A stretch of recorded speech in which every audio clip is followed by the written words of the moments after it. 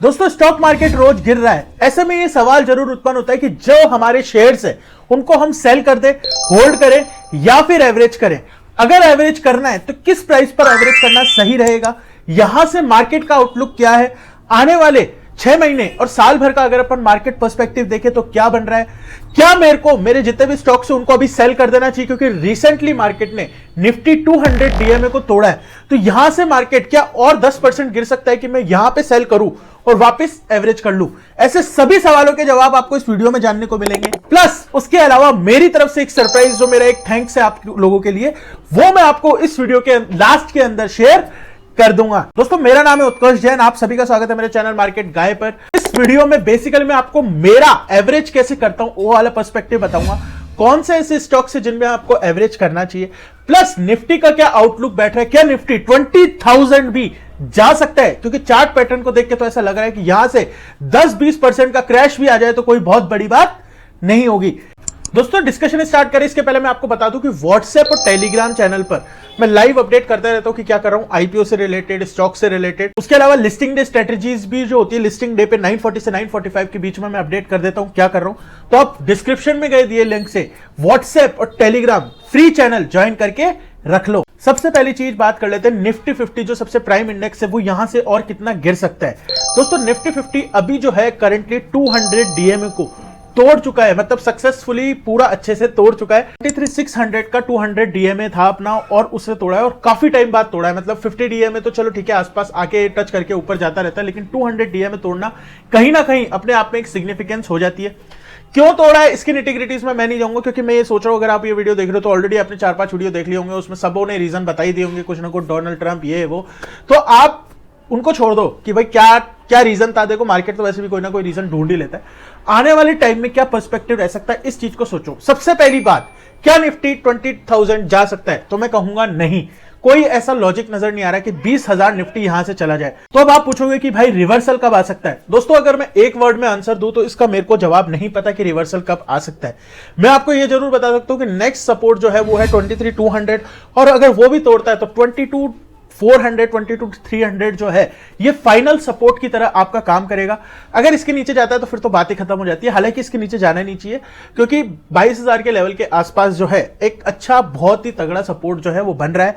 20,000 के सपने जो भी आपको दिखा रहे हैं ऐसा कुछ होगा नहीं, 20,000 जाना बहुत ही ज्यादा मुश्किल है। तो सीधी सी बात है, अगर लॉजिकली आप सोचोगे ना तो यहां से 4 या 5% का मैक्सिमम फॉल और आ सकता है, इससे ज्यादा का फॉल बनता नहीं है, प्रोबेबिलिटी नहीं बनती। ऐसा नहीं कि हो नहीं सकता, प्रोबेबिलिटी नहीं बनती।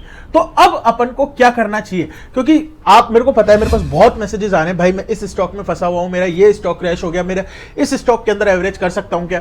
तो ऐसे आपके पास बहुत सारी क्वेरीज होंगी, अगर आपके पास भी है तो कमेंट करके जरूर बताना, मैं मैक्सिमम का आंसर करने की कोशिश करूंगा। लेकिन मैं आपको एक बेसिक आउटफ्रेम दूं कि आपको किस तरीके से काम करना है, तो मैं आपको बता देता हूं। अब मैं आपको बताऊं सिंपली, कोई भी स्टॉक है जिसका आपको ये पता करना है कि मेरे को उसके अंदर एवरेज करना चाहिए या नहीं। सबसे पहला क्राइटेरिया, क्या वो अपने 52 वीक हाई से 25% जो है डाउन है या नहीं है, क्योंकि आज के टाइम पे इंडेक्स 10% डाउन है।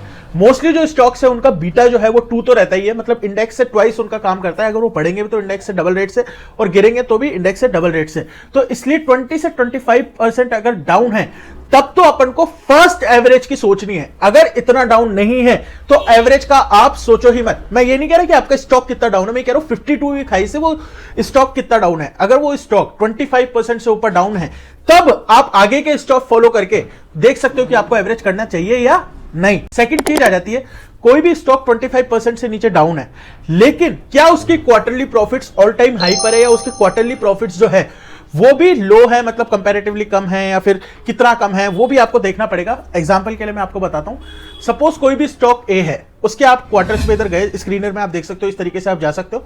जैसे आप क्वार्टरली प्रॉफिट को ऐसे ही करोगे, अगर वो क्वार्टरली प्रॉफिट में net profit all time high पर है और स्टॉक 25% डाउन है, वहां पर अपन एवरेज कर सकते हैं। अब आप बोलेंगे यार कि यार स्टॉक अगर ऑल टाइम हाई पे नहीं है तो अपन क्या करें। तो वो अगर जो भी स्टॉक है वो ऑल टाइम हाई जो है उससे 10% की रेंज में भी है ना, सपोज पहले उसके क्वार्टर का प्रॉफिट था 100 करोड़, अब जो है 90 करोड़ या 85 करोड़ भी है ना, तो भी आप उसके अंदर एवरेज कर सकते हो। अब स्टेप 3, कि एवरेज किस तरीके से करना है। दोस्तों सिंपल सी बात है, कोई भी स्टॉक अपन को जब एवरेज करना होता है, मैं आपको बाइंग पैटर्न बता देता हूं जिससे आपको एवरेज समझ में आ ही जाएगा। मुझे किसी भी स्टॉक के अंदर अगर फ्रेश पोजीशन बनानी होती है ना, तो मैं क्या करता हूं, 3 पार्ट में अपने पैसे को डिवाइड करता हूं। सबसे पहले तो वो स्टॉक मेरे पोर्टफोलियो का 7 से 8% से ज्यादा होता नहीं है। उसके बाद वो स्टॉक का, जैसे सपोज मुझे 10,000 रुपीज लगाने किसी भी स्टॉक में, तो मैं 5,000 रुपीज का पहला, जब मुझे वो स्टॉक पसंद आ रहा है और मेरे को सोच लिया कि मुझे वो लेना है, तब मैं ले लेता हूं। उसके बाद वहां से अगर वो स्टॉक अच्छी कैटेगरी का, बहुत शानदार कैटेगरी का, तो वो 10% डाउन होता है तो मैं 30% और पैसा डाल देता हूं। वहीं पे जैसे ही वो 10% के बाद और 10% डाउन होता है, तब मैं 20% पैसा और डाल देता हूं। और वो स्टॉक थोड़ा नॉर्मल कैटेगरी का है, मतलब बहुत ऐसे अच्छा भी नहीं है लेकिन बहुत बुरा भी नहीं है, ऊपर जा भी सकता है, कहीं ना कहीं मेरे थोड़ा सेंटिमेंट भी जुड़े हुए हैं। तो उसके लिए क्या करता हूं, मेरी जो भी बाइंग प्राइस है वहां से 20% का डाउन एटलीस्ट। मेरे को पता है क्या लगता है, लोग जो है एवरेज डाउन तो करते हैं, अच्छी बात भी है, लेकिन वो 3 या 4% पे, भाई 100 रुपए का स्टॉक है, 95 आया एवरेज कर लो, 90 आया एवरेज कर लो, ऐसे नहीं होता। आपको एवरेज डाउन जब करना है जब उस स्टॉक के अंदर अपॉर्चुनिटी है, प्लस उस स्टॉक का थोड़ा गिरा हुआ तो हो। भाई 20% अगर डाउन होगा तब तो एवरेज करने में मजा है, अगर 2-5% में एवरेज करोगे तो क्या सेंस है। तो इसलिए आपको अगर वो मीडियम कैटेगरी का स्टॉक है तो वो आपको 20% डाउन के अंदर एवरेज करना है, फर्स्ट एवरेज, और उसके बाद 10% या 20% और डाउन आता है तब आपका सेकंड एवरेज करना है। अब आप बोलोगे यार 3 बार एवरेज कर लिया उसके बाद क्या एवरेज करना है? नहीं, अगर आपने कोई भी स्टॉक 3 बार एवरेज कर लिया उसके बाद आपको उस स्टॉक में दिमाग नहीं लगाना। दुनिया का सबसे शानदार स्टॉक भी जो है हो सकता है रिटर्न ना दे, तो आपको ये एक्सेप्ट करना है कि यार ये चीज मेरे लिए नहीं है, बिल्कुल भी सही नहीं है ये स्टॉक, मैं और किसी स्टॉक के अंदर दिमाग लगाऊंगा, पैसा लगाऊंगा और पैसे कमाऊंगा। सीधी सी बात है। 3 बार एवरेज, 3 बार भी क्या, बेसिकली 2 बार एवरेज जब अपन करते हैं, फर्स्ट तो अपनी बाइंग होती है, फिर 2 बार एवरेज जब अपन करते हैं, उसके बाद भी अगर स्टॉक और गिरे जा रहा है तो इसका मतलब कुछ ऐसा है जो आपको नहीं पता और मार्केट को पता है। मार्केट से मतलब बड़े प्लेयर्स को पता है, फिर उसके अंदर हो सकता है कुछ ना कुछ न्यूज ऐसी निकल के आने वाली हो जो वो स्टॉक को ही खत्म कर दे। तो आपको एक्सेप्ट करनी है ये चीज कि भाई कोई बात नहीं यार, अब नहीं है तो अगर मैं और पैसा नहीं डालूंगा इसके अंदर, हो सकता है बढ़ जाए कम हो जाए, लेकिन और पैसा तो मैं बिल्कुल नहीं डालूंगा इस स्टॉक के अंदर। इस तरीके से आपको काम करना है। बेसिकली 2 कैटेगरी के स्टॉक मैंने आपको बताए, एक कैटेगरी जिसके quarterly profits all time high है, इंडस्ट्री जो है बूम में है। बूम में इंडस्ट्री अगर आप सिंपली देखोगे तो पावर स्टॉक हो गए, सोलर स्टॉक हो गए, ऐसी जो इंडस्ट्री बहुत ही अच्छा काम कर रही है, बहुत ही ज्यादा बूम में।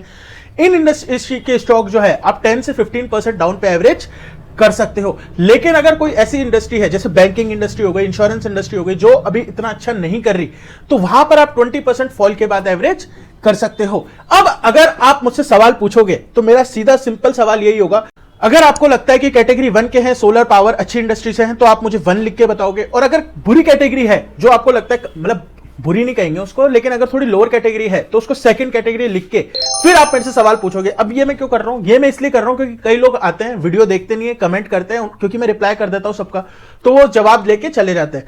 अगर आप वीडियो नहीं देखोगे तो आप खुद कभी नहीं समझ पाओगे, खुद नहीं कर पाओगे, और फिर अगर मेरे को ही सवाल जवाब करने तो फिर मैं यूट्यूब पे क्यों, मैं आराम से अपना एक टेलीग्राम चैनल खोल लेता हूं, उसमें क्या बोलते हैं आपके लिए क्वेश्चन आंसर डालते रहो आप, मैं जवाब देता रहता हूं। व्हाट्सएप नंबर दे देता हूं, मैं जवाब देता रहता हूं। ऐसा कोई सेंस नहीं है, खुद भी अपन को लर्निंग करनी है, खुद की लर्निंग से ही अर्निंग होगी, सामने वाले की बोरोड लर्निंग से कभी भी अपन दूर तक मार्केट में नहीं जा पाएंगे।